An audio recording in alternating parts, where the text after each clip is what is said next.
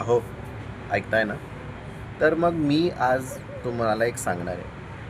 आपण आपल्या मोबाईल फोनशिवाय आपण काही जगू शकत नाही. मोबाईल फोन्स ही अत्यंत गरजेची गोष्ट म्हणण्यापेक्षा करमणुकीची गोष्ट जास्त आहे.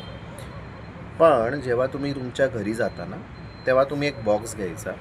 त्या बॉक्समध्ये जेवढे लोकं त्या घरात अवेलेबल आहेत, त्या बॉक्समध्ये सगळ्यांनी त्यांचे मोबाईल फोन्स त्या बॉक्समध्ये टाकायचे आणि तो बॉक्स ठेवून द्यायचा.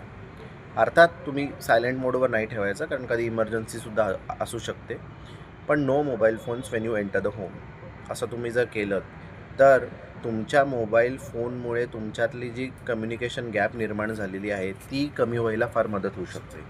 जर मोबाईलच हातात नसेल तर आपणच एकमेकांशी खूप जास्त बोलायला लागू, कदाचित हरवलेला संवाद आपला परत येऊ शकेल.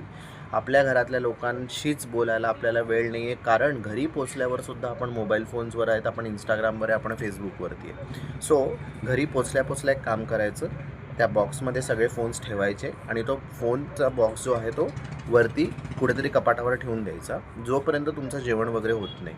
तो वेळ आहे, तो वेळ एकमेकांच्या कम्युनिकेशनसाठी द्यायचा. ही फार गरजेची गोष्ट आहे. आपल्याच घरात आपल्याच व्यक्तींशी बोलायला आपल्याला वेळ नाही आहे, आपण असं नेहमी म्हणतो. ह्याचं कारण आहे की आपण ती वेळ दुसऱ्या कुठल्यातरी गोष्टींसाठी राखीव करून ठेवलेली आहे.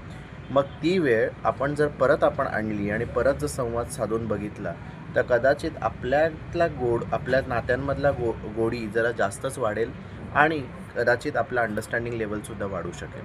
करून बघा आणि फरक पडला तर नक्की मला कमेंट करून सांगा.